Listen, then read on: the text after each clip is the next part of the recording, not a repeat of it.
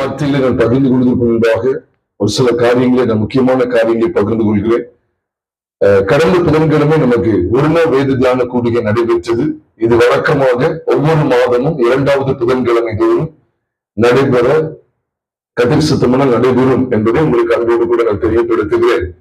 ஏனால் பரிசுத்த வேதாகமத்தினுடைய ரகசியங்களை நாம் கட்டாயமாக அறிந்து வைக்க வேண்டும்.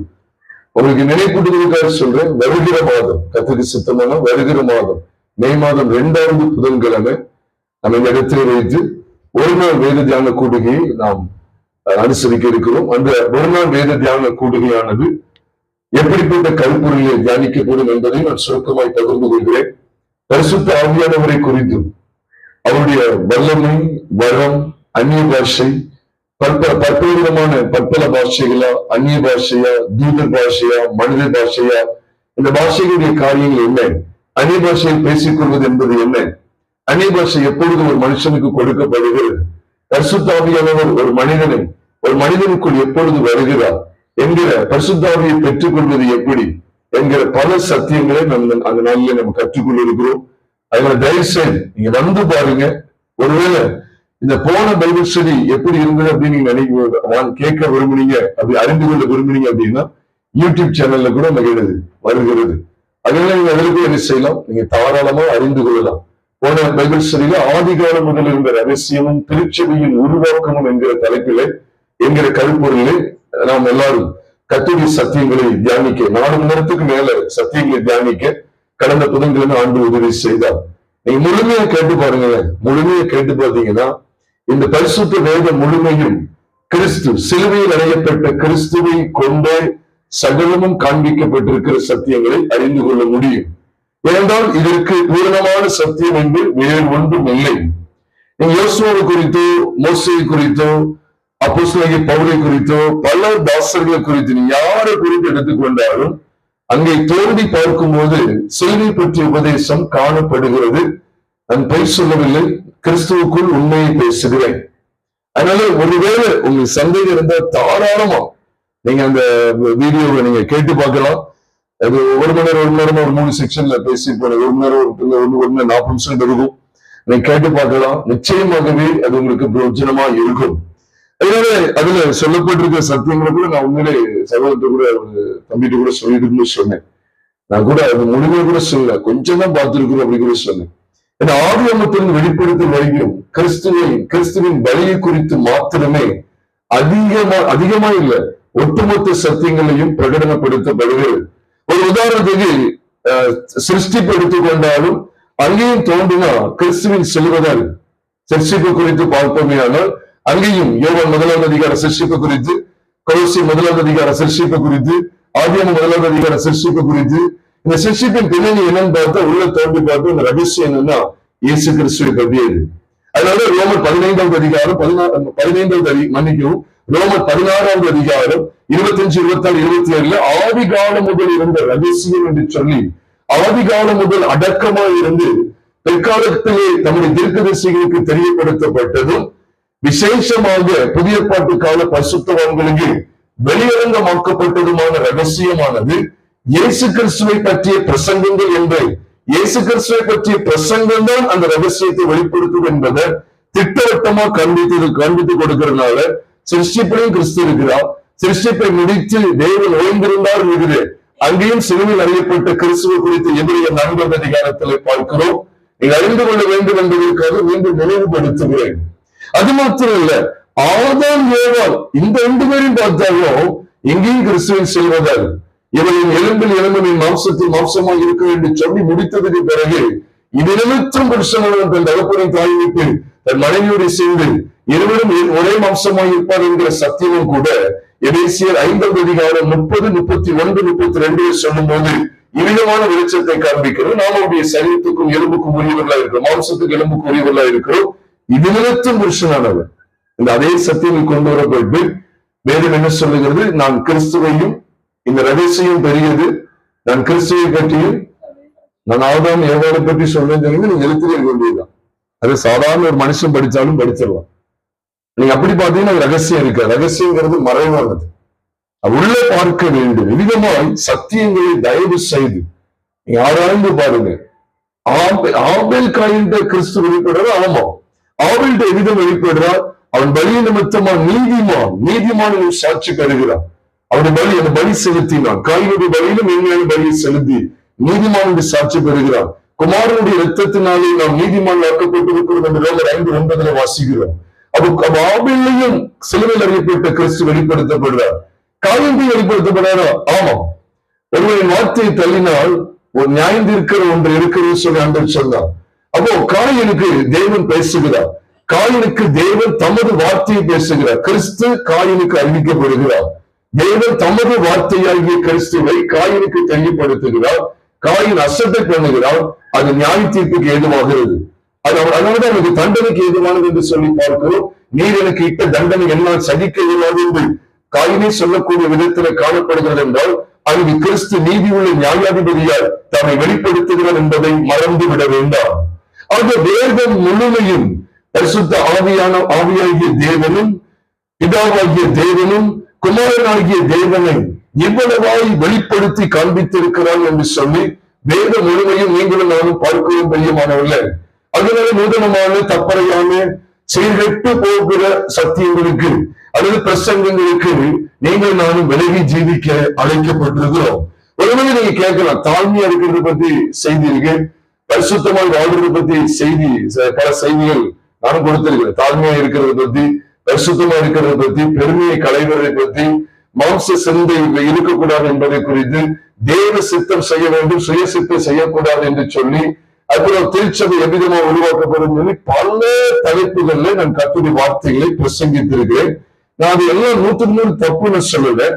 அது எல்லாமே குறைவுள்ளவைகளாகவே இருந்தது. ஏனென்றால் அதனுடைய ஒட்டுமொத்த தீர்வும் கிறிஸ்துவின் சிலுவைக்குள்ளதான் கொண்டு வரப்படுகிறது என்பதை நான் அறியாதிருந்தேன்.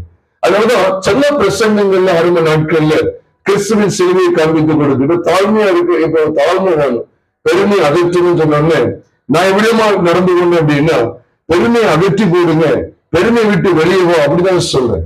ஆனா பைபிள்ல சொல்லப்பட்டிருக்கு, பெருமையா இருக்கட்டும், பொய்யா இருக்கட்டும், பொறாமையாக இருக்கட்டும், களவு, வேசித்தனம், விபச்சாரம், தொழிற்சை, மோகம், பணாசை, பொருளாசை, பதவி ஆசை, பலவிதமான உலகத்தினுடைய கவர்ச்சிகள், இது எல்லாமே ஒட்டுமொத்தமாய் பாவத்தன்மை கொண்ட பழைய மனுஷனாகிய ஆதாமில் இருக்கிறது, ஆதாமில் செயல்படுகிறது, ஆதாம் மூலமாய் நமக்குள்ளும் செயல்பட்டு வருகிறது.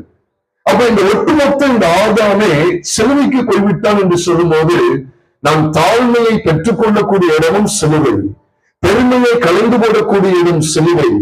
ஒட்டுமொத்த வம்சத்தையும் ஒட்டுமொத்த உலகத்தையும் நான் சிலுவையிலே மாண்டு போக செய்கிறேன் என்பதை தேவன் எனக்கு காண்பித்துக் கொடுக்கிறார். அதனால்தான் அப்போஸ்தலனாகிய பவுல் ஒரு குறிப்பிட்ட ஸ்தானத்துக்கு வரும்போது இவ்விதமாய் சொல்லுகிறார், நானும் நம்முடைய கர்த்தராகிய இயேசு கிறிஸ்துவின் சிலுவையை குறித்து அல்லாமல் வேறு ஒன்றையும் குறித்து மேலே பாராட்டாதிருப்பேனாக, அவரால் உலகம் எனக்கு சிலுவையில் இருந்திருக்கிறது, நானும் உலகத்துக்கு சிலுவையில் இருக்க. உலகத்துல பாதி சிலுவையில் இருந்திருக்க, இல்ல உலகம் முழுசும் சிலுவையில் இருந்திருக்குன்னு சொல்றாரு. உலகம் அப்படின்னாலே ஒட்டுமொத்த உலகமும் எங்க அறையப்பட்டிருக்கு? சிலுவையில் அறைந்திருக்கு. அப்ப இந்த உலகத்திலிருந்து வரக்கூடிய ஆசாபாசங்களை நான் எதிர்க்கும்படிய எனக்கு சிலுவையை தவிர வேற ஒரு உபதேசம் எனக்கு தேவையா? தேவைன்னா வச்சுக்கீங்க, எல்கேஜி யூகேஜி படிச்சு கடைசி PhD வரணும் வந்துக்கீங்க. ஆனா ஒன்று அறிந்துகிடணும், இந்த சிலுவையில தான் அனைத்து விதமான உலக கவர்ச்சிகளும் உலகத்தின் ஆடம்பரங்களும் உங்களையும் என்னையும் பாதாளத்திற்கு தள்ள வலிமை பெற்ற இந்த உலகத்தினுடைய சகல ஒட்டுமொத்த ஆசாபாசங்களும் சிலுவைகளை மாண்டு விட்டது என்கிற அந்த சத்தியத்தை நாம் எந்த அளவுக்கு உள்வாங்கிக் கொள்கிறோமோ அந்த அளவுக்கு நாம் இந்த உலகத்தை ஜெயிக்க முடியும் என்பதை வேதம் சொல்ற. அதனாலதான் இயேசுவானவர் தேவனுடைய குமாரன் என்று விசுவாசிக்கிறவனே அன்றி உலகத்தை ஜெயிக்கிறவன் யார் என்று வேதம் சொல்லுகிறது. ஒரு நிறுத்தி அனுமதிங்களா? அவர் இயேசுவானவர் யார்? தேவனுடைய குமாரன். அவர் கிறிஸ்து, தேவனுடைய குமாரனாகிய கிறிஸ்து உங்களையும் என்னையும் மீட்கும்படிக்கு இந்த பூமியில சிலுவையில இயேசு என்கிற பெயர்ல அவர் மாம்சத்தில் வெளிப்பட்டார். பார்த்தீங்களா? இது அறிகிற இந்த விசுவாசம் தான் உலகத்தை ஜெயிக்க வைக்கும். வேற யாரும் உலகத்தை ஜெயிக்கிற மாதிரி பைபிள்ல தான் இருக்கான்னு பாத்துக்கங்க. யோசேப்பு உலகத்தை ஜெயித்தாருன்னா யோசேப்புக்குள்ள இந்த சிலுவையின் சாயல் இருக்கு, கிறிஸ்துவின் முன் நிலை அங்க இருக்கு, ஆபிரகாம் எல்லார்ட்டும் இருக்கு. அதனால இந்த சத்தியங்களை தயவா நீங்க விளங்கிக் கொள்ளுங்க. ஏன்னா நானும் ஒரு காலகட்டத்தில் குறைவுள்ளவனா தான் இருந்தேன். ஆனா நிறைவானது வரும்போது குறைவானது ஒளிந்து போகும் என்று சொன்னது போல இன்றைக்கும் பரிசுத்தத்துக்கு உதாரணத்துக்கு உலகம் மட்டும் இல்லை. இப்ப நம்முடைய மாம்சத்தை பார்த்தீங்கன்னா இது செல்வகுமாருக்கு பிரச்சனை செல்வகுமார் தான், இந்த மாம்சம் தான் பிரச்சனை. அப்போ இந்த ஒட்டுமொத்த மாம்சம், இது மாம்சத்துல என்னெல்லாம் இருக்கு பாருங்க. கண்கள் நிச்சயம் இருக்கு, மாம்சத்தின் நிச்சயம் இருக்கு, ஜீவனத்தின் பெருமை இருக்கு, அது மட்டும் இல்ல வாயின் தாறுமாறு, கண்கள்ல தவறான பார்வை, அதுக்கப்புறம் நம்முடைய நடக்க எங்கெங்கேயும் நடக்கிறோம். அப்போ இந்த மாம்சம் ஒட்டுமொத்த மாம்சமும் அதை கடந்து பகிர்ந்து கொள்ளும் போது உங்களை என்னை கரைப்படுத்தி நரகத்துக்கு தள்ளுவதற்கு சாத்தான் எடுத்துக்கொண்ட 2 ஆயுதங்கள் தான். 72 அல்ல, 2 ஆயுதங்கள் என்று ஞாபகப்படுத்த சபையை அறிய வேண்டும் என்பதற்காக. ஒன்று மாம்சம், இன்னொன்று உலகம். இதை தாண்டி வேற எது மூலமாயும் உங்களை என்னை கரைப்படுத்த முடியாது. பாதாளத்தினுடைய ஒட்டுமொத்த விழுந்து போன தூர சேனையும் கொண்டு வந்தாலும் சரி, நேரடியா வந்து உங்களை தாக்கி அப்படி கீழே இல்ல, அது இல்ல. அப்படின்னா எப்பவுமே செஞ்ச முடியுமே அவன். அப்படி நோக்கம் என்ன அப்படின்னா கண்கள் நிச்சயில விளை வைக்கணும். உலகத்தின் கவர்ச்சி, இந்த மாம்சம், உலகம், இந்த மாம்சம், உலகம் மாம்சம், உள்ள அப்புறம் வெளியில. இது 2 தவிர அவன் பயன்படுத்தும் யுக்திகள் வேற ஒண்ணுமே கிடையாது. உங்களை நீ கரைப்படுத்துறது. அப்போ வசனம் என்ன சொல்லுதுன்னா, நம்முடைய பழைய மனுஷன் அவரோடு கூட சிலுவையில் அறையப்பட்டது என்று அறிந்திருக்கிறோம். அப்போ உலகம் சிலுவையில் அறையப்பட்டிருக்கிறது. நாம் இனி பாவத்துக்கு ஊழியம் செய்யாதபடிக்கு பைபிள் எவ்வளவு அழகா சொல்லுவாரு. இங்க கூட எழுதப்பட்டிருக்கு, நாம் இனி பாவத்திற்கு ஊழியம் செய்யாதபடிக்கு பாவ சரீரம் ஒளிந்து போகும் பொருட்டாக. முகாந்திரத்தை பாருங்க, இந்த பாவ சரீரமே ஒளிந்து போகணும்னா தாழ்மை குறித்த செய்தி கேட்க வேண்டாம். அதாவது புதிய ஏற்பாட்டுல நீங்க நல்லா கவனிங்க. புதிய ஏற்பாட்டுல ஒரு மனுஷனுக்கு இந்த வெளிப்பாடு கிடைச்சி புதிய ஏற்பாட்டு இந்த உள்ள தோன்றும் போது அவர் என்ன சொல்லி கொடுக்காரு தெரியுமா? இதோ மரங்களின் கனிகள் அருகே கோடரி வைக்கப்பட்டிருக்குன்னு சொல்லல, மரங்களின் வேது அருகே. நீங்க என்ன செஞ்சுட்டு இருக்கோம் தெரியுமா? கட் பண்ணிட்டே இருக்கோம். கனியை கட் பண்றோம். கசப்பு கனியை கட் பண்ணுங்க, கசப்பு வைக்க கூடாது. ஒரு பிரசங்கம் நான் தப்பு நான் சொல்லவே இல்லையே. கிறிஸ்துவின் கல்வாரிக்குள்ள நடத்துறோம். கசப்பு ஒரு கட்டு. அப்புறம் கெட்ட வார்த்தை பேசக்கூடாது ஒரு தலைப்புல செய்தி. கெட்ட வார்த்தைக்கு ஒரு கனிக்கு ஒரு கட்டு. அப்புறம் பொய் சொல்லாதிருங்கள் ஒரு செய்தி, அதுக்கு ஒரு கட்டு. பைபிள் அப்படி காமிச்சு கொடுக்கல. புதிய ஏற்பாட்டு துவக்கமே மத்திய 3ஆம் அதிகாரம் 10ஆம் வசனத்துல மரங்களின் வேரருகே கோடரியானது. நல்ல கனி கூட மரம் தான், கனிகள்ல வைக்கல, எதுல வைக்கிறாரு? அப்ப என்ன அர்த்தம்? வேரோடு சாய்க்கிறது தான் புதிய ஏற்பாட்டுடைய சத்தியம். வேரோடு அந்த மாம்சம் ஆகிய இந்த மரம், ஆதாமினுடைய அந்த வித்துலதான் இந்த மரமே உண்டாயிருக்கு. அப்ப பாவத்துல உண்டானது பாவமா தான் இருக்கும். ஆதாமின் சந்ததி கரைப்பட்டது. இன்னைக்கு இந்த ஆதாம் தான் இதுக்குள்ள கிரியை செஞ்சிருக்க. மாம்சத்திலிருந்து கிரியை செய்யறது எல்லாமே ஆதாம். இந்த மாம்சத்திலிருந்து கிரியை செய்யறது எல்லாமே ஆதாம். அப்ப இந்த ஆதாம பைபிள் எங்க சொல்லுதுன்னா சிலுவையில அவரோடு அறையப்பட்டிருக்கிறான்னு சொல்லுது. அவனுக்கு தீர்வு உண்டாக்குறதுக்கு சிலுவையை தவிர வேற ஏதாவது ஒரு இடம் இருக்குதா? அதுக்காக தான் இதை நாங்கள் பிரகடனப்படுத்தினோம். கோபம் கொள்ளாதே, எரிச்சல் அடையாத ஒரு செய்தி, கோபம் கொள்ளாத ஒரு செய்தி, எல்லாமே இந்த மாம்சத்தை குறித்த விதனை. அது தவறான இடத்துக்கு போகாதே, கண்களின் இச்சை ஒரு செய்தி, மாம்சத்தின் இச்சை ஒரு செய்தி, பண ஆசை ஒரு செய்தி. நான் சொல்றேன், இந்த ஒட்டுமொத்த மாம்சமும் செல்விக்கு போயிட்டு அழகா போட்டிருக்கு. நாம் இனி பாவத்துக்கு ஊழியம் செய்ய, பாவத்துக்கு ஊழியம் செய்ய வேண்டாம். அதுக்குதான் எந்த சத்தியத்தை விளங்கிக் கொள்ள வேண்டியது இருக்கு. நம்முடைய பாவ சரீரம் ஒளிந்து போகும் பொருட்டாக, இதே ஒளிஞ்சு போயிடுமா, பாவ சரீரம் ஒளிந்து போகும் பொருட்டாக நம்முடைய பழைய மனுஷனுடைய கிரியைகள் மூடல. எப்படி போட்டிருக்கு? பழைய மனுஷனே இங்க கொண்டு வந்துட்டா அவனே அவங்க சிலுவைக்கு போயிட்டா, மாண்டிட்டான் அப்படின்னு சொன்னா அவன் போய் என்ன கிரியை செய்ய முடியும்? அவட நாளுக்கு நாள் நான் எங்க இருக்கிறேங்கிற அந்த ஸ்தானத்தை நான் உணர்ந்தே ஜீவிக்க வேண்டியது இருக்கு. நான் சிலுவையில் இருக்கிறேன், நான் சிலுவையில் அறையப்பட்டு இருக்கிறேன். அதான் அப்போஸ்தலர் பவுல் சொல்ல முடிந்தது, கிறிஸ்துவுடனே கூட சிலுவையில் அறையப்பட்டேன். அது எனக்கு ரொம்ப பிடித்தது என்னன்னா, கேஜிவில ரொம்ப நான் இன்ட்ரெஸ்டிங்கா நான் பார்ப்பேன். கேஜேவின்னு ஒரு வெர்ஷன் இருக்கு இங்கிலீஷ்ல, ஆங்கில பைபிள்ல கேஜேவி அப்படின்னு ஒரு பைபிள் சொல்லுவாங்க. புரியுது, கொஞ்சம் கஷ்டமா இருக்கும். தவ், டஸ்ட், ஷால்ட், தி, ஈ அப்படிலாம் இருக்கும். டஸ்ட் அப்படிலாம் இருக்கும். ஆனா அதுல உண்மையிலே நீங்க வேற எதையும் பார்க்க முடியாதுன்னு நினைக்கிறேன்.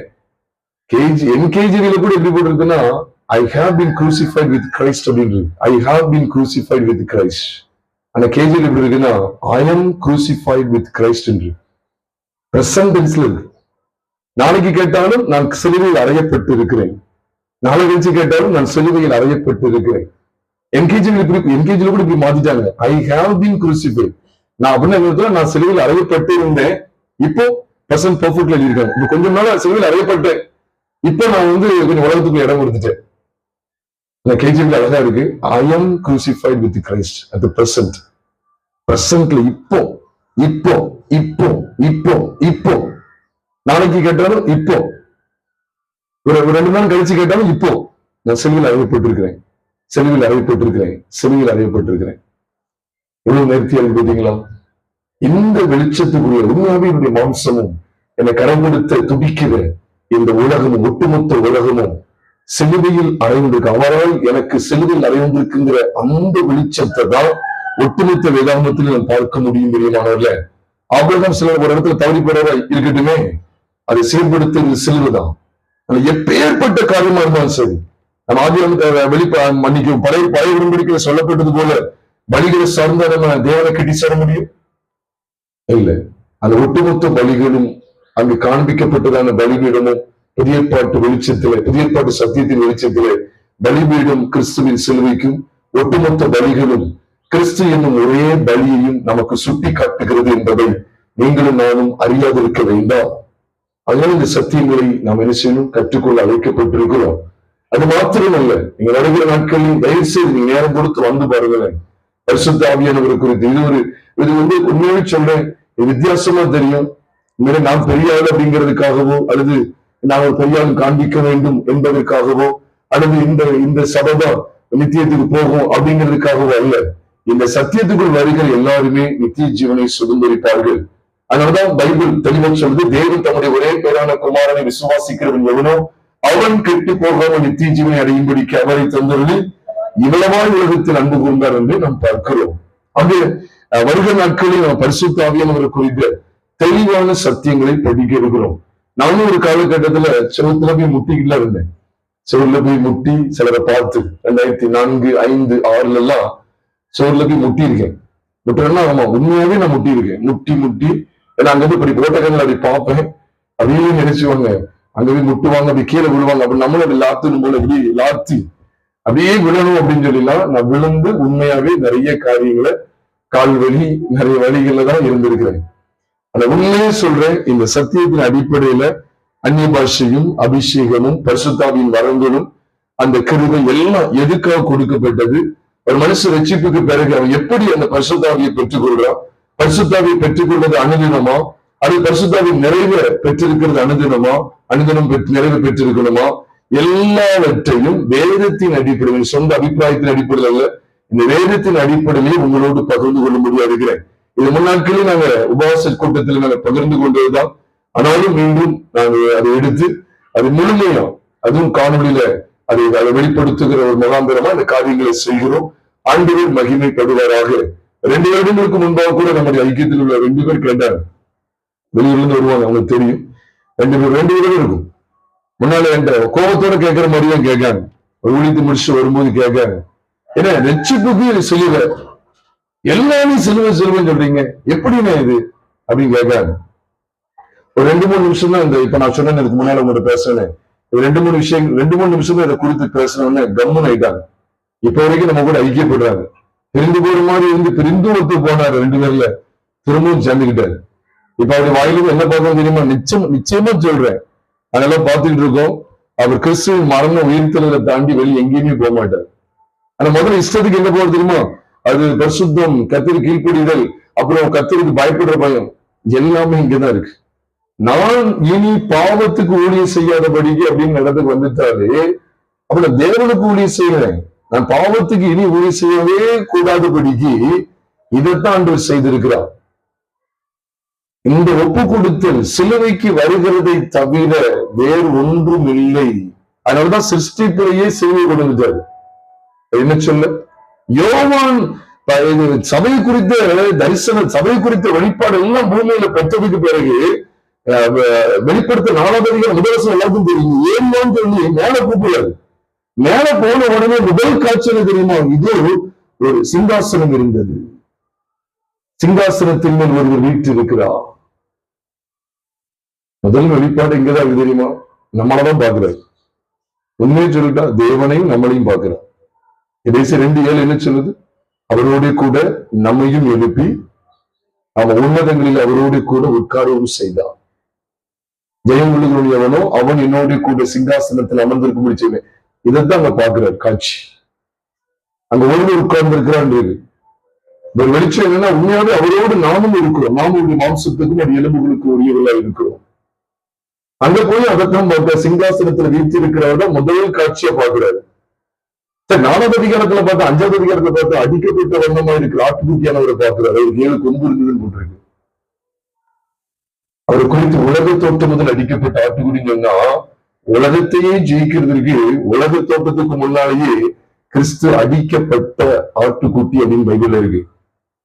வெளிப்படுத்தி 13:8 he was slain before the foundation of the world. Since the foundation of the world he was slain. உலக தோற்றம் முதல்ல இருந்து அவர் அடிக்கப்பட்ட ஆட்டுக்குட்டியா. தோற்றம் முதல் அடிக்கப்பட்ட ஆட்டுக்குட்டின்னா யோசிச்சு பாருங்க. தோற்றம் முதல் பொதுவா சென்ஸ் எதுக்கு பயன்படுத்துறோம் அப்படின்னா, ஒரு உதாரணத்துக்கு சொல்லட்டுமா, சென்ஸ் எதுக்கு பயன்படுத்துறேன்னா ஒரு உதாரணத்துக்கு நான் இந்த தாளமுத்து நகர்ல ஒரு 20 வருஷங்களா, 20 விட்டுருங்க, ஒரு உதாரணத்துக்கு 50 வருஷங்களா நான் குடியிருக்கேன்னு வச்சுக்கோங்க. ஒரு உதாரணத்தை சொல்றேன், 50 வயசே ஆகல. நான் உதாரணத்துக்கு ஒரு 50 வருடங்கள தாளநகர்ல குடியிருக்கேன்னு வச்சுக்கோங்களேன். என்ன சொல்லணும் தெரியுமா, ஐ ஹாவ் பீன் லிவிங் அல்லது ஐ have been residing in Thalamuthu Nagar for 50 years சொல்லுவேன். சின்ஸ் சொல்லணும் அப்படின்னு சொன்னா சின்ஸ் 1975 அப்படின்னு சொல்லுவேன். சின்ஸ் 1975 அப்படின்னு சொல்லுவேன்.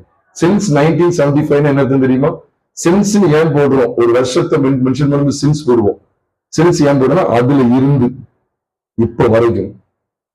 அப்ப அங்கேயே சின்ஸ் அப்படின்னு போடப்பட்டதுன்னா உண்மையாவே அடிக்கப்பட்ட வண்ணமா இருக்கிற ஆட்டுக்குட்டியானவன் தான் காண்பிக்கப்பட்டுக்கிட்டே இருக்கிறார். ஆதியாமத்தில் அடிக்கப்பட்ட ஆட்டுக்குட்டி, யாத்திராமத்தில் அடிக்கப்பட்ட ஆட்டுக்குட்டி, லேவியராமத்தில் அடிக்கப்பட்ட ஆட்டுக்குட்டி எல்லாம் இருக்கு. நீ தாராளமா பார்க்கலாம். நீங்க ஆதியாமத்தில் எடுத்து பாருங்க. ஆதியாமத்துல அவர்தான் தோளுடைய உடுத்தினான் பார்க்கிறோமே. ஒரு மிருகத்தினுடைய மிருகம் அடிக்கப்படுது, கிறிஸ்துவின் சாயல் கோப்பால் வெளிப்படுத்தப்படுது. யாத்திராமத்தில் பஸ்கா ஆட்டுக்குட்டி காண்பிக்கப்படுகிறது. லேவியராமத்தில் ஒட்டுமொத்த பலிகளுக்கு உள்ளடக்கமா கிறிஸ்து பலியான விதம் காண்பிக்கப்படுகிறது. என்னாகமத்தின் புஸ்தகத்துல அவர் ஜீவ ஊற்றாக அவர் உயர்த்தப்பட்ட வெண்கல சர்ப்பமாக அந்த காண்பிக்கப்படுகிறாரு. அங்கேயும் அவர்தான் வெளிப்படுத்தப்படுகிறார். உபாகமத்துல கண்மலை அப்படிங்கிறதா, கண்மலைங்கிற ஸ்தானத்தில் வெளிப்படுத்தப்படுகிறார். ஒவ்வொரு புஸ்தகத்திலும் கிறிஸ்துவின் ஜீவன் வெளிப்படுத்தப்பட்டுக் கொண்டே இருக்கிறது. பிரியமானவர்களே, நம்ம பழைய ஏற்பாடுல அவங்கள பார்த்தோம் இவங்களை பார்த்து சொல்லி நம்ம அப்படிதான் பார்த்தோம்னா பூர்ணராக முடியாது. ஏனோக்கு பூர்ணராகல, ஆபேலும் பூர்ணராகல, ஆபிரகாம், நோவா, லோத் யாருமே பூர்ணராகல. அதனாலதான் எபிரேயர் 11வது அதிகாரத்துல விசுவாசங்களின் பட்டியலை காண்பித்து கொடுத்துட்டு தாவீது, கிதியோன், யெப்தா, பாராக், சிம்சோன் எல்லாரும், சாமுவேல் தீர்க்கதரிசி எல்லாரும், ஆபிரகாம், ஈசாக்கு, யாக்கோபு, ஏனோக்கு, நோவா, ஆபேல் எல்லாத்தையும் காமிச்சு கொடுத்துட்டு இவர்கள் நம்ம இல்லாமல் பூர்ணராகாதபடிக்கு எவ்வளவு வெளிப்பாடு பாருங்க. கடைசி 2 வசனங்கள்ல பார்க்கிறோம். 39-40 சொல்றார், இவர்கள் எல்லாரும் விசுவாசத்தினால் இந்த அசாட்சி பெற்றும் வாக்குத்தத்தம் பண்ணப்பட்டது அடையாமல் போனார்கள். அசாட்சி பெற்றாங்க. நீ நல்ல சாட்சிகள் நினைக்கும். வாக்குத்தத்தம் வேண்டாமா? வாக்குத்தத்தை தூரத்துல கண்டு அணைத்து கொண்டாங்க. தூரத்துல அப்படியே பிடிச்சுக்கிட்ட மாதிரி ஃபீலிங் தான். நம்ம நிழலை பிடிச்சுக்கிட்டே எத்தனை நாள் ஓட போறோம். அப்ப ஆபிரகாமுடைய காரியங்கள் எல்லாம் அவங்க எல்லாம் நிழலாம் பிடிச்சுக்கிட்டாங்க. அவர்கள் எல்லாரும் வாக்குத்தத்தம் பண்ணப்பட்டதை அடையாமல் தூரத்தில் அவைகளை கண்டு நம்பி அணைத்துக் கொண்டு பூமியின் மேல் தங்களை அந்நியரும் பரதேசிகளும் என்று அறிக்கையிட்டு விசுவாசத்தோடு மறித்தார்கள் என்று இதே அதிகாரம் 13 வசனத்துல வாசிக்கிறோம். இப்ப 39 பார்க்கும்போது இவர்கள் எல்லாரும் விசுவாசத்தினால் இந்த அசாட்சி பெற்றும் எதை அடையாம போயிட்டாங்க, வாக்குத்தத்தம் பண்ணப்பட்டது அடையாம போனாங்க. எவ்வளவு பெரிய ஃபெயிலியர் இருக்கு பார்த்தீங்களா? அதுக்கு அடுத்த வசனம் சொல்றாரு, அவர்கள் நன்மை இல்லாமல் பூரணர் ஆகாதபடிக்கு விசேஷித்த நன்மையானதொன்றை தேவன் நமக்கென்று முன்னதாக நியமித்திருந்தார். ஆகையால் மேகம் போன்ற இத்தனை திரளான மேகத்தை பார்த்துக்கங்க. ஒரு 10 நிமிஷம் கழிச்சு பார்த்தா கலைஞ்சிடும். நிலைமை நிக்குமா? மேகம் பொதுவா ஸ்டேபிள், கான்ஸ்டன்ட்டுக்கு கிடையாது, நிலையானது கிடையாது. மேகம் போன்ற இத்தனை திரளான சாட்சிகள் நம்மை சூழ்ந்திருக்க, ஆபிரகாமை நோக்கி பார்த்து நமக்கு நியமித்த ஓட்டத்தில் பொறுமையோடு ஓடக்கிறவன் சொல்லல. ஈசாக்கை நோக்கி நமக்கு நியமித்திருக்கிற ஓட்டத்துல பொறுமையோடு ஓடக்கிறவன் சொல்லல. அவ்வளவு பரிசுத்தம் இருந்தாலும் நமக்கு என்ன செய்தி தான் தேவைப்படுதுன்னா, இயேசுவை நோக்குகிற செய்தி. அப்படிதான் இங்க போட்டிருக்கு. இத்தனை திரளான மேகம் போன்ற இத்தனை திரளான சாட்சிகள். ஏனோக்கு கூட மேகம்தான். பைபிள் அப்படிதான் சொல்லுது. ஆபிரகாமும் மேகம்தான். மேகத்தை என்ன செய்ய? மேகம் கொஞ்ச நேரம் இருக்கும், அப்புறம் என்ன செஞ்சிடும்? கலைஞ்சு போயிடும். திடீர் இருந்த மாதிரி இருக்கும், அவ்வளவு அப்புறம் கலைஞ்சிடும். ஏன்னா அவங்க பூர்ணர் கிடையாது. நம்ம எல்லாமே ஒரு பூர்ணர் ஆகாதபடிக்கே இருக்கேன். அப்போ பைபிள் சொல்லுது, விசுவாசத்தை துவக்கிறவரும் முடிக்கிறவரும். இன்னுமா விசுவாசத்தை விசுவாசம் தானே போடுறது இல்ல, இவரை பாரு, விசுவாசத்தை துவக்கிறவர் முடிக்கிறவரும் ஆகிய இயேசுவை நோக்கி நமக்கு நியமித்திருக்கிற ஓட்டத்திலே பொறுமையோடு ஓடக்கடவும் என்று சொல்லுது. அது சத்தியங்களை அறிகிறதுக்காக தான் இந்த பிரசங்கத்துக்கு முன்பாக நான் நிகழ்வுகளோடு பகிர்ந்து கொள்கிறேன். இதுதான் எங்களுடைய பிரசங்கம், இதுதான் செய்தி. நீங்க எங்க எடுத்துக்கொண்டாலும் இந்த பலி இல்லாம நம்ம பூர்ணராக முடியாது, பூர்ணராக முடியவே முடியாது. இன்னும் 20,000 வருஷம் இந்த உலகம் இருக்க போறதா இருந்தாலும் இந்த கிறிஸ்துவின் பலியை தாண்டி வேறொரு பலி இனி வெளிப்படவே படாது. வெளிப்படுமா? கிறிஸ்துவை தாண்டி இன்னொரு பூரண பலி ஏதாவது ஒண்ணு இருக்குதா? கண்டிப்பா கிடையாது. அதனால இப்பவும் சொல்றேன், நான் கோபத்தை குறித்து ஒரு செய்தி கேட்டாலும் சரி, பெறாமையை குறித்து, பெருமையை குறித்து, கசப்பு குறித்து, மன்னிக்க முடியாத சுபாவத்தை குறித்து, அது உலகத்தை குறித்து நான் என்ன செய்தி கேட்டாலும், ஏன் நித்திய ராஜ்யத்தை குறித்து செய்தி கேட்டாலும் இந்த பலி இல்லாமல் போக முடியாது.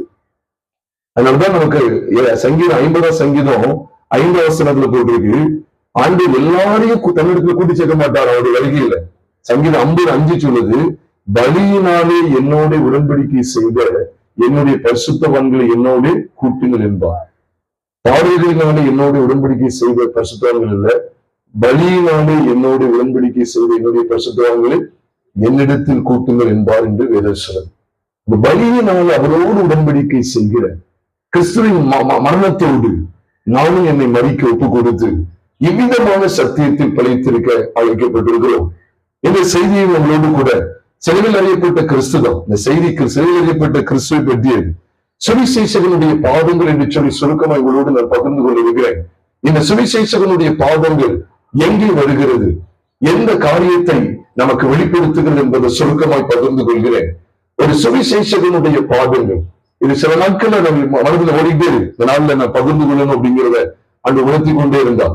சுவிசேஷகனுடைய பாதங்கள் 2-3 வசனங்கள் தான் திரும்பமா பார்த்து நாம் முடிக்க இருக்கிறோம். அதுக்கு ஆதாரமாக ஒருவர் வாசிக்க நாம் கேட்கலாம். ஏசாயா 52ஆவது அதிகாரம் 7வது வசனத்தை ஒருவர் வாசிக்க கேட்கலாம். சுவிசேஷகனுடைய பாதங்கள் எப்படிப்பட்ட ஆசீர்வாதத்தை நமக்கு கொண்டு வருகிறது என்பதை உங்களோடு கூட நான் பகிர்ந்து கொள்கிறேன். ஏசாயா 52:7, சமாதானத்தை கூறி நற்காரியங்களை விசேஷமாய் அறிவித்து ரட்சிப்பை பிரசித்தப்படுத்தி உன் தேவன் ராஜரீகம் பண்ணுகிறார் என்று சீயோனுக்கு சொல்லுகிற சுவிசேஷகனுடைய பாதங்கள் மலைகளின் மேல் எவ்வளவு அழகாய் இருக்கின்றன. பாருங்க, மலைகளின் மேல் எவ்வளவு அழகா இருக்கின்றன சுவிசேஷகனுடைய பாதங்கள். எதை அறிவிக்கிற அப்படின்னா, சமாதானத்தை கூறி நற்காரியங்களை சுவிசேஷம் அறிவித்து ரட்சிப்பை பிரசித்தப்படுது. தேவன் ராஜரீகம் பண்ணுகிறார் என்று சியோனுக்கு சொல்லுகிற சுவிசேஷகனுடைய பாதங்கள் மலைகளின் மேல் எவ்வளவு அழகா இருக்கின்றன என்று நாம் பார்க்கிறோம். பொதுவா இந்த 52வது சங்கீதம் மன்னிக்கிறோம் 52ஆம் என்ற ஏசாயா புஸ்தகமானது 52ஆம் அதிகாரமானது கர்த்தராகிய இயேசு கிறிஸ்துவின் பாடுகளை நமக்கு வெளிப்படுத்துகிற ஒரு புஸ்தகமாய் இருக்கிறது. ஏனென்றால் அதை தொடர்ந்து நீங்க கவனித்து பார்ப்பீங்க அப்படின்னு சொன்னா, ஆண்டவர் நம்மை மீட்டுக் கொள்ற எது இந்த சுவிசேஷகனுடைய பாதங்களை குறித்து பேசினதை தொடர்ந்து அவர் நம்மை எவ்விதமாய் மீட்டுக் கொண்டான்னு அடுத்தடுத்து சொல்லப்படுறோம்.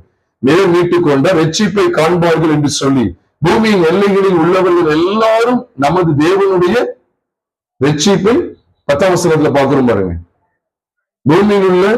பூமியின் எல்லைகளில் உள்ளவர்கள் எல்லாரும் நமது தேவனுடைய ரட்சிப்பை காண்பார். மாம்சமான யாவரும் தேவனுடைய ரட்சிப்பை காண்பார்கள் இருக்குதா இல்லையா? இருக்கு. அது எங்க இருக்கு? லூக்காவில் நீங்க வாசிக்கும் போது லூக்கா 3வது அதிகாரம் 6வது வசனத்துல, மணிக்கு 5ஆம் வசனத்துல, மாம்சமான யாவரும் தேவனுடைய ரட்சிப்பை காண்பார்கள், மாம்சமான யாவரும் தேவனுடைய ரட்சிப்பை காண்பார்கள் என்று வேதத்திலே சொல்லப்பட்டிருக்கு. மாம்சமான யாவரும் தேவனுடைய ரட்சிப்பை காண்பார்கள். இங்கே பூமியில் உள்ள எல்லாருமே என்ன செய்வாங்களா? உள்ள எல்லைகளில் உள்ளவர்கள் எல்லாரும் அந்த தேவனுடைய ரட்சிப்பை காண்பார்கள். எதை தொடர்ந்து கருதப்படுது? அப்ப 7வது வசனத்துல சுவிசேஷனுடைய பாடங்கள் வரும்போது அதுக்கு அடுத்தடுத்த வசனத்தை பாருங்க. 8ஆம் வசனத்துல சத்தம் கேட்கப்படுது, கம்பீரிக்கிற காரியங்கள் உண்டாகுது. கர்த்தர் சீயோனை திரும்பி வர பண்றதை காண்கிறாங்களாம். அப்ப சிறையிருப்பை திருப்புகிறார். 9ஆம் வசனத்துல மீட்டு கொண்டா. 10ஆம் வசனத்துல ரட்சிப்பை காண்பாங்க. அதுங்க பரிசுத்த புயத்தை வெளிப்படுத்த ரட்சிப்பை காண்பாங்க. 11ஆம் வசனத்துல புறப்படுங்கள் சொல்றார், அசுத்தமானதை தொடாதீங்கன்னு சொல்றார்.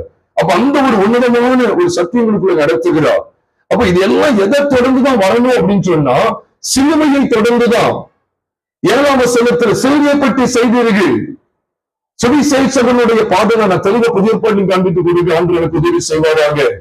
இதை தொடர்ந்துதான் மீட்டுக் கொள்ளுதல், இதை தொடர்ந்துதான் ரட்சிப்பு, இதை தொடர்ந்து அசுத்தமானது தொடக்கூடாது என்கிற உள் உணர்வு, இதை தொடர்ந்துதான் பரிசுத்தத்தின் பரிசுத்தம், இதை தொடர்ந்து பாபிலோன் என்கிற அறிவுறுப்பை விட்டு புறப்படுகிற செய்தி. புறப்படுங்கள், அசுத்தமானதை தொடாதிருங்கள். அப்ப ஒரு பூரணத்துக்கு நோக்கி கொண்டு போகிற இந்த வெளிப்பாடுக்காக தான் சுவிசேஷனுடைய பாதங்கள் இங்கே காண்பிக்கப்பட்டிருக்கிறது பிரியமானவர்கள. அது தொடர்ந்தா 13ஆம் வசனத்துல சொல்ற, இதோ என் தாசன் ஞானமாய் நடப்பா. அப்ப சுவிசேஷனுடைய பாதங்கள் சொல்வது ஒன்று கர்த்தராகிய இயேசு கிறிஸ்துவை குறிக்க, இன்னொன்று அவருடைய தாசர்களையும் குறிக்கிறது. அதனால இதோ என் தாசன் ஞானமாய் நடப்பார், உழைத்துப்பட்டு மேன்மை மகா உன்னதமாய் இருப்பார். 14ஆம் வசனத்தை பாருங்க, மனுஷனை பார்க்கிறோம் அவருடைய முகப்பார்வை, மனுபுத்திரரை பார்க்கிறோம் அவருடைய ரூபமும் இவ்வளவு அந்த கேடு அடைந்தபடியினாலே அவரை கண்டு அநேக பிரமிப்படைந்தார்கள். இது யாரை குறித்து சொல்லப்பட்டது? ஆமா, கர்த்தராகிய இயேசு கிறிஸ்துவை குறித்து சொல்லப்பட்ட தீர்க்கதரிசன வாக்கியங்கள். அதனாலதான் அதுக்கு அடுத்த அதிகாரம், அப்படி அடுத்த பக்கம் திருப்பி அடுத்த அதிகாரம் வந்துடும். 53 அதிகாரம் நமக்கு தெரியுமே, என்ன போட்டிருக்கு? 53 அதிகாரம் கிறிஸ்துவனுடைய சிலுவை பாடு மரணங்களை குறித்து சித்தரிக்கிறது. எவ்வளவு அழகா காண்பிக்க பாருங்க. 53 அதிகாரம் ஆரம்பிக்கும் போது எப்படி போட்டு பார்த்தீங்களா? எங்கள் மூலமா கேள்விப்பட்டதை விசுவாசித்தவன் யார், கர்த்தருடைய பெயர் யாருக்கு வெளிப்பட்டது? கிறிஸ்துவானவர் அந்த கேடு அடைந்தவராய் உங்களுடைய என்னுடைய பாவங்களுக்காக அவர் ரத்தம் சிந்தி, அவர் அந்த கேடு அடைந்து சௌந்தரியத்தை இழந்து அழகை இழந்து அவருடைய ரூபம் விரும்பத்தக்க ரூபம் இல்லாதிருந்தது என்றெல்லாம் பார்க்கிறோம். இந்த சத்தியங்கள் எல்லாம் தொடர்ந்து வருகிறது. ரோமர் 10வது அதிகாரம் 15வது வசனத்தை வாசிக்கலாம். இது ஒரு கையில வச்சுக்கங்க. ரோமர் 10வது அதிகாரம் 15ஆம் வசனத்தை ஒருத்தங்க வாசிக்க கேட்கலாம். 10-15 வாசிக்கலாம். சமாதானத்தை கூறி நற்காரியங்களை சுவிசேஷமாய் அறிவித்தவருடைய பாதங்கள் எவ்வளவு அழகானவை என்று எழுதியிருக்கிறது. எங்க எழுதியிருக்கு? ஏசாயா 52:7 வசனத்தில் எழுதியிருக்கு. அதை தொடர்ந்து அடுத்த வசனத்தையும் வாசிங்க. ஆனாலும் சுவிசேஷத்துக்கு எல்லாரும் கீழ்ப்படியவில்லை. எல்லாரும் கீழ்ப்படிஞ்சா பூமியில் எல்லாருமே ரட்சிப்பை காண்பாங்களாம். இந்த அழகான பாதங்கள் வெளிப்படுத்தப்பட்டதுக்கு பிறகு ரட்சிப்பை மீட்டுக் கொள்றது ரட்சிக்கப்பட்டது மட்டும் இல்லை. நல்லா நீங்க அமைச்சுக்கீங்க. அதான் ஒரு சகோதரர் கேட்டாங்க ஐக்கியத்துல, அப்படி கேட்டாங்க. அது 2 வருஷத்துக்கு முன்னால இருக்கும். ரட்சிப்புக்கு தானே இது பூர்ணராகிறதுக்கு எவ்வளவு சத்தியங்கள் இருக்கு அப்படின்னு. ஆமா, மனம் திரும்புவதற்கும் பாவ மன்னிப்புக்கும் அப்படி ரத்தம் தான். நம்முடைய பழைய மனுஷன், நம்முடைய உலகம் மாண்டு போறதுக்கும் எதுதான்? எதுவும் சொல்லுங்க, மாண்டு போறதுக்கும் எதுதான்? செல்லுவதான். அதுக்கும் செல்லுவதான். அவர் சிலுவையில் செய்த ரத்தத்தினால நமக்கும் தேவனுக்கும் சமாதானத்தை உண்டு பண்ணினார். உண்மைதான். நம்மள ஒட்டுமொத்த உலகத்திலிருந்தும் ஒட்டுமொத்த மாம்சத்தின் பிடியிலிருந்தும் விடுதலை செய்கிறதும் கர்த்தராகிய இயேசு கிறிஸ்துவின் சிலுவை பற்றிய உபதேசம் தான். மாம்சமும் உலகமும் சிலுவையிலே மாண்டு இருக்கிறது. இங்க பாருங்க, ரோமர் 10ஆம் அதிகாரம் 15ஆம் வசனத்துல சொல்றாரு, அந்த சமாதானத்துக்குரிய நற்காரியங்களை சுவிசேஷம் அறிவிக்கக்கூடிய பாதங்கள் எவ்வளவு அழகானவைகள் என்று எழுதியிருக்கிறது. எங்க எழுதியிருக்கு? சத்தமா சொல்லுங்க. ஏசாயா 52:7. ஆனா அடுத்த வசனம் பாருங்க 16ல, ஆனாலும் சுவிசேஷத்துக்கு எல்லாரும் அதை குறித்து ஏசாயா எதை குறித்து? இந்த சுவிசேஷத்தை குறித்து சொல்றார். ஏசாயா வாசிங்க. கர்த்தாவே, எங்கள் மூலமாய் கேள்விப்பட்டதை விசுவாசித்தவன் யார் என்று சொல்லுகிறார். பாத்தீங்களா? அப்ப சுவிசேஷனுடைய பாதங்களை முந்தின வசனத்துல சொல்லிட்டு அடுத்த வசனத்துல கர்த்தாவே எங்கள் மூலமாய் கேள்விப்பட்டதை விசுவாசித்தவன் யார். அப்ப இங்க நம்ம கவனிக்கிறோம், ஏசாயா 53:1 பாருங்க. 53:1, எங்கள் மூலமாய் கேள்விப்பட்டதை விசுவாசித்தவன் யார்? யார் சொல்றது? ஏசாயா. அப்போ 52வது அதிகாரம் 52வது அதிகாரத்துல பாதங்கள், சுவிசேஷனுடைய பாதங்களை குறித்து ஒழிச்சு வருது. 53வது அதிகாரத்துல எங்கள் மூலமாக கேள்விப்பட்டதை விசுவாசித்தவன் யாருன்னு சொல்றார். அப்ப உண்மையாகவே சுவிசேஷம் என்பது எதை பற்றியதுங்கிறத தீர்க்கவும் நம்ம சொல்லணும். 52ஆம் அதிகாரம் 53ஆம் அதிகாரத்தை பார்த்துட்டு சுவிசேஷம் அப்படின்னாலே எதுதான்? ஆமா, சிலுவை பற்றியது. அதனாலதான் இந்த ரோமர் மன்னிக்கணும், ஏசாயா 52வது அதிகாரமும் 53வது அதிகாரமும் எவ்வளவு பாருங்க அழகா கோயின்சைட் பண்ணுது பாருங்க. ரெண்டும் ஒன்றுக்கொன்று சந்திக்கிறது. both coincide with each other அப்படின்னு சொல்லணும். both coincide with each other.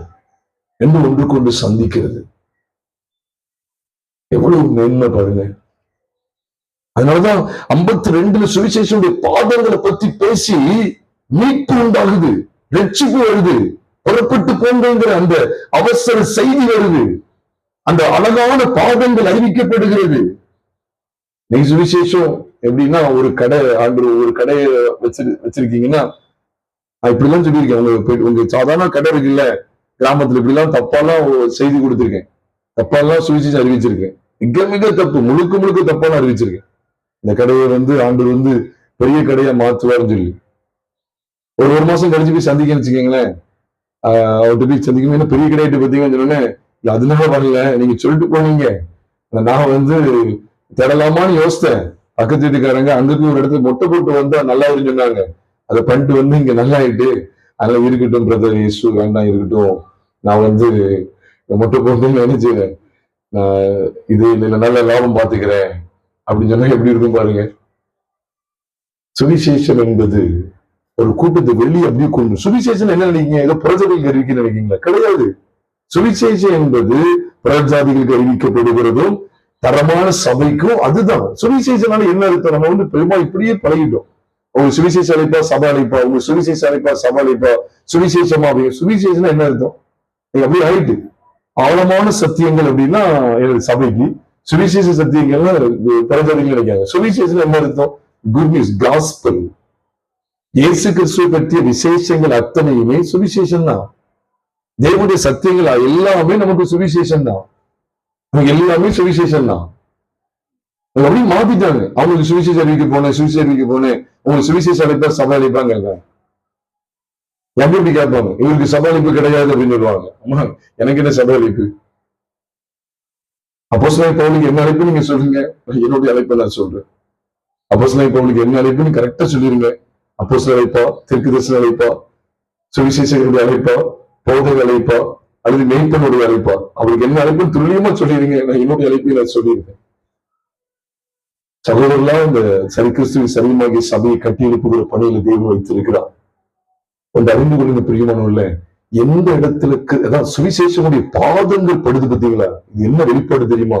எந்த இடத்துல கிறிஸ்துவின் செய்தி, சிலுவை பற்றிய செய்தி பிரகடனப்படுத்தப்படுகிறதோ அங்கே மாம்சம் மாண்டு போகிறது. அப்படிதான் பைபிள் சொல்லுது பாருங்க. ஏன்னா இங்க ரோமர் 10வது அதிகாரம் 15-16, 15க்கு அடுத்து 16ல வருது. ஆனா அங்க பாருங்க, ஒரு அதிகாரம் விட்டு இன்னொரு அதிகாரத்துக்கு வருது. ஏசி 52வது அதிகாரத்துல சுவிசேஷனுடைய பாதங்கள் இருக்கா இல்லையா? 53வது அதிகாரத்துல என்ன வெளிப்படுத்தப்படுது? சத்தமா சொல்லுங்க, என்ன வெளிப்படுத்தப்படுது? சிலுவை. எங்கள் மூலமாய் கேள்விப்பட்டது விசுவாசித்தவன் யார்? அதத்தான் இங்க சொல்றாரு. ரோமர் 10வது அதிகாரம் 16ஆம் வசனத்துல சொல்றாரு, கர்த்தாவே எங்கள் மூலமாய் கேள்விப்பட்டது விசுவாசித்தவன் யார் என்று ஏசாயா சொல்லுகிறான். அவர் 2 வசனத்தையும் நாம் பார்க்கும்போது அப்ப ஏசாயா 52 நல்ல ஞாபகம், ஏசாயா 52:7 ஏசாயா 53:1 எந்த 2 வசனங்களை காண்பித்து கொடுக்கு? நீ தாராளமா பார்த்து சொல்லுங்க. ரோமர் 10ஆம் அதிகாரம் 15 14 காமிச்சு கொடுக்கு. அவர் உண்மையாகவே கிறிஸ்துவனுடைய செய்தி எதை பற்றியது என்பதை வெளிப்படுத்துகிறார். இந்த சுவிசேஷனுடைய பாதங்கள் ஏன் இவ்வளவு அழகா இருக்கு? ஏன் காண்பிக்கப்படுது? மலையின் மேலே இவ்வளவு அழகா இருக்குன்றது. எல்லாமே பூமி கீழேயே பார்த்துட்டு இருக்காங்க. நீங்க மதத்தை வாசம் பாருங்க. மத்திய எடுக்க வேண்டாம். மத்திய சுவிசேஷம் 4ஆவது அதிகாரம் வரைக்கும் நீங்க பாத்தீங்கன்னா 4ஆவது அதிகாரம் வரைக்கும் 4ஆவது அதிகாரத்துல ஆண்டவர் 4ஆவது அதிகாரம் கடைசி 3 வசனங்களை வாசிங்கன்னா திரளான வியாதிகளை ஆண்டவர் சுகமாக்கிட்டே இருப்பார். திரளான வியாதிகளை சுகமாக்கிட்டே இருப்பார். எங்க மலைக்கு கீழே இந்த சுவிசேஷகனுடைய பாதங்கள் மேல போது பாருங்க. மலைக்கு மேல போதா இல்லையா? அவர் திரளான ஜனங்களை கண்டு மலையின் மேல் ஏறினால் 5ஆவது அதிகாரம் முதல் வசனம் ஆரம்பிக்குதா? அதுக்கு முன்னால வரைக்கும் பாருங்க மலைக்கு கீழே. இன்னைக்கு நம்ம கீழே தான் உட்காந்துருக்கோம். ஆண்டவர் கைகள் சுகம் தர மாட்டாரா? எனக்கு காது வலியை சுகமாக்கணும், கால் வலியை சுகமாக்கணும், எனக்கு கடையை ஆசீர்வதிக்கணும், எனக்கு திருமணம் முடிச்சு கொடுக்கணும், இப்படியே தான் உட்கார்ந்துருக்காங்க சரீர சுகத்துக்காக. மலைக்கு கீழே உட்கார்ந்துருக்காங்க. நீங்க காட்சி அப்படியே பார்த்து உங்களுக்கு தெரியும். மலைக்கு கீழே அவ்வளவு அற்புதம் இருக்கு. சகல காரியங்களையும் சகல பிணியாளிகளையும் சுகமாக்குறாரு. எடுத்து காமிக்க நேரம் நீங்க வேகமா போறேன். அது எங்க இருக்கு? மத்திய 4ஆவது அதிகாரம் கடைசி 3 வசனத்துல. அடுத்த வசனம் 5ஆவது அதிகாரம் ஆரம்பிக்கும் போதே ஒரு திரளான ஜனங்களை கண்டு ஒரு மலையின் மேல் ஏறும். அப்ப நீங்க அந்த பாதத்தை கவனிக்கீங்களா?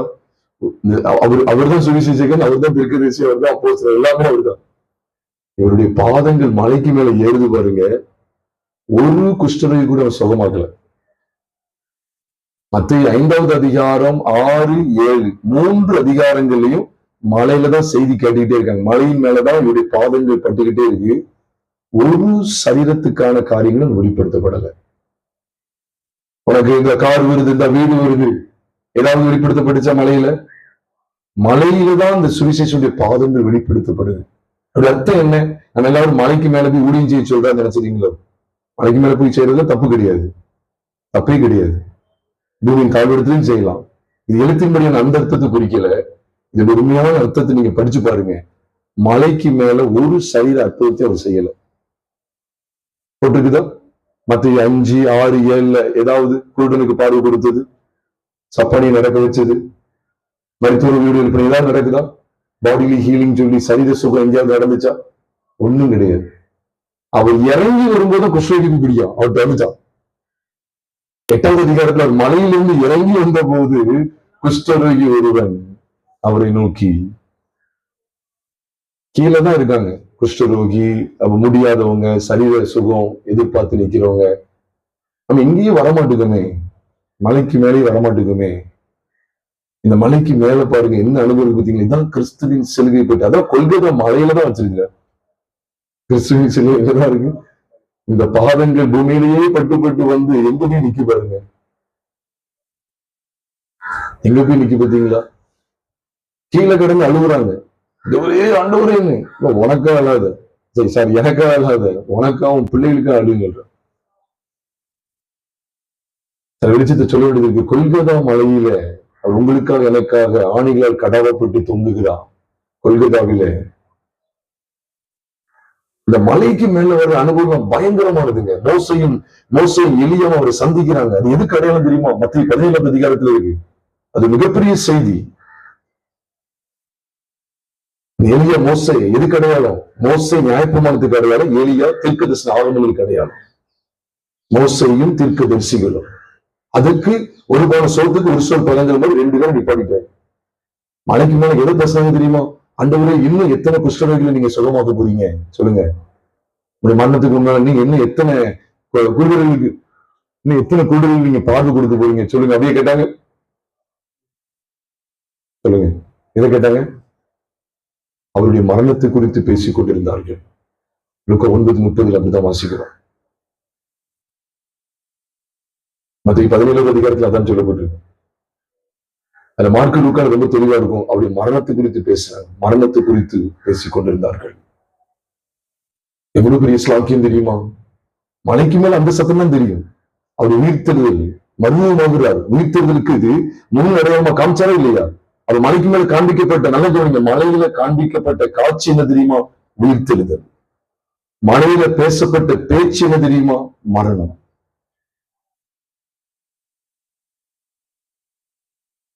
பழையாட்களுக்கு நல்லா தெரியும். பரிசுத்த பர்வதத்தில் ஒரு சத்தம் சொல்லியே மணிக்கணக்கா பேசியிருக்க உங்களுக்கு தெரியும்.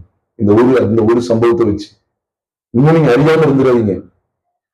பரிசுத்த பர்வதத்தில் ஒரு சத்தம் அப்படின்னு சொல்லி மணிக்கணக்கா, எத்தனை மணி நேரமோ மணிக்கணக்கா பேசியிருக்கு. விட்டாதீங்க பிரியமானவர்ல, இந்த சத்தியங்களை விட்டுறாதீங்க. மலைக்கு மேல போனாதான் இந்த காட்சி தெரியும். உயிர்த்தெழுதலின் காட்சி, அவருடைய மரணத்தை குறித்த சம்பாஷணை. வேற எதையும் பேசல. அன்று இன்னும் எத்தனை மருத்துவங்களை உயிரோடு எடுக்க போறீங்க, இன்னும் எத்தனை கோவிலுக்கு பழு கொடுக்க போறீங்க. சரீர சுகத்தை குறித்த மலைக்கு கீழே தான் இருக்கு. இன்னும் நமக்கு இன்னும் பாருங்க, கீழ்த்தரமா தான் இருக்குன்னு நினைக்கிறேன். கீழே தான் இருக்குன்னு நினைக்கிறேன். மலைக்கு மேல போய் பாருங்க, அதான் சுவிசேஷனுடைய பாதங்கள் மலையில இருக்கு. அப்படி மலைக்கு போகும்போது உள்ளான மனுஷனுக்கு வேண்டிய சத்தியங்களை குறித்து பேசுகிறான். அதுடைய பிரசுத்த நாமத்தை மகிமைகரம் உண்டாவதாக. நாகும்ல மட்டும் பார்த்து நம்ம முடிச்சிடலாம். நாகும் புஸ்தகத்துல 1வது அதிகாரம் 15ஆம் வசனத்தை மாத்திரம் வாசித்து நாம் முடிக்க போகிறோம். நாகும் 1வது அதிகாரம் 15ஆம் வசனத்தை மாத்திரம் பார்த்து நாம் முடிக்க போகிறோம். இதோ சமாதானத்தை கூறுகிற சுவிசேஷகனுடைய கால்கள் பாருங்க மலைகளின் மேல் வருகிறது. யூதாவே, இது எழுத்தின்படி பண்டிகை நினைச்சாங்க. இப்ப பலி செலுத்தணும், அதிரசம் சொல்லணும் அப்படிங்கிற இடத்துக்கு போயிடும். ஆனா அது கிடையாது. இப்ப அதெல்லாம் எடுக்கல. இப்ப அதுக்கப்புறம் ஒண்ணுதான் பார்ப்போம். கத்து சொன்னா பண்டிகைகள் என்னன்னு பார்த்துரும்.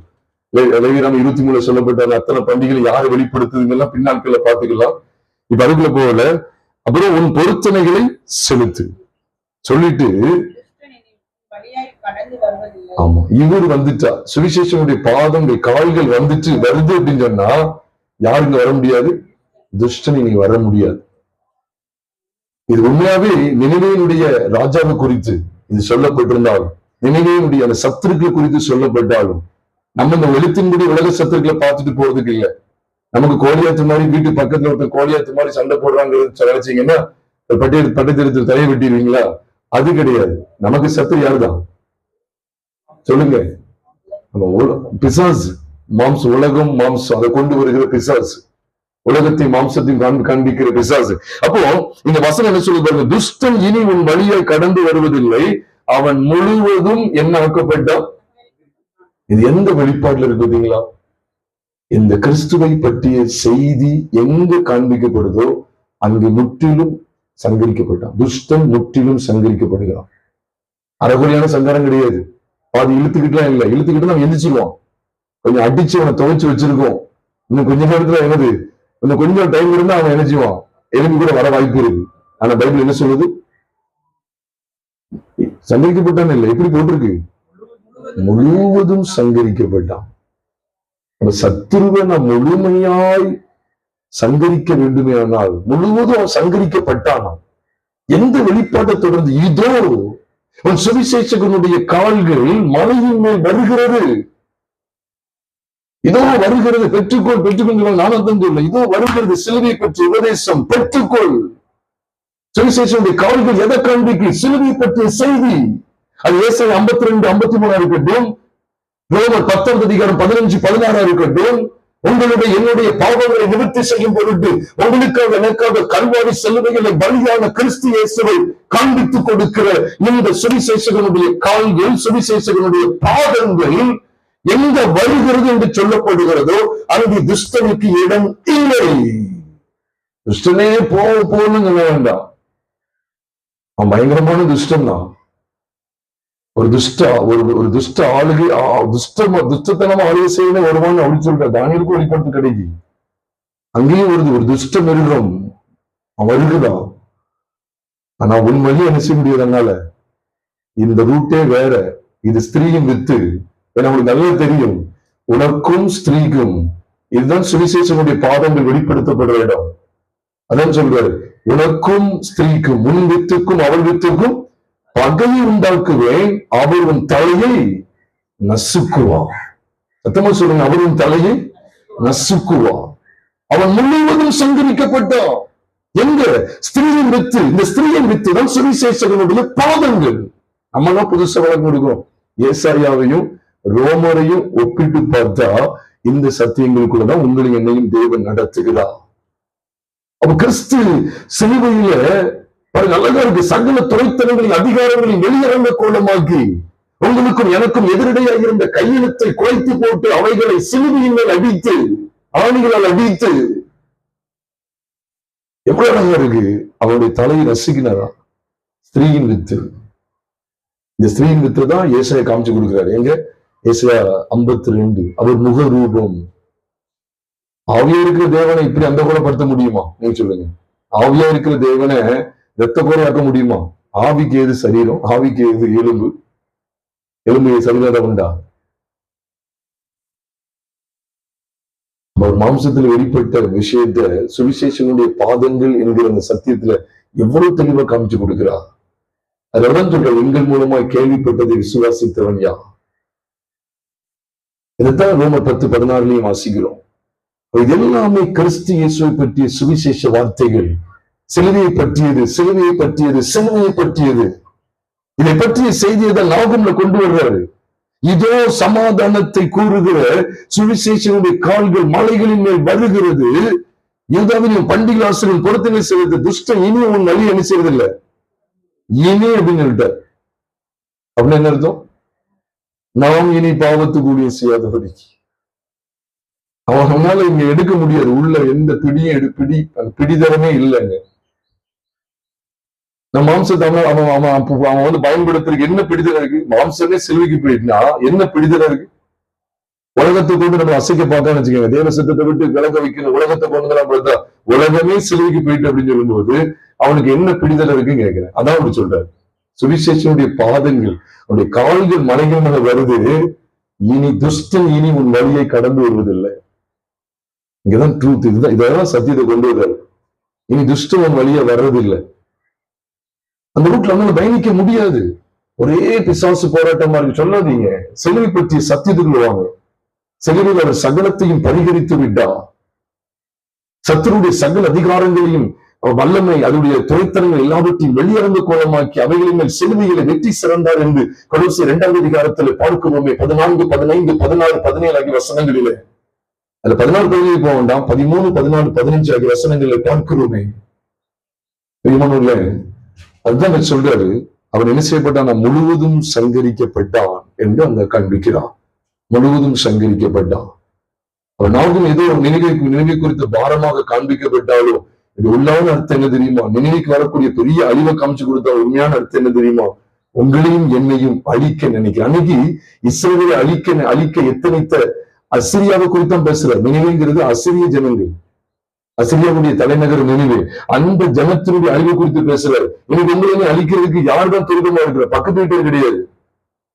சாத்தான் தான் எப்படியாவது பாதாளத்துக்கு கொண்டு போய் யாரை ஏவுறானோ ஏவி விடுவோம். அந்த துஷ்டன் இனி இந்த வழியை அனுசரிதில்லை, உன் வழியை கடந்துறதில்லை. ஏன்னா சுவிசேஷனுடைய கால்கள் மலைகளின் மேல் வருகிறது.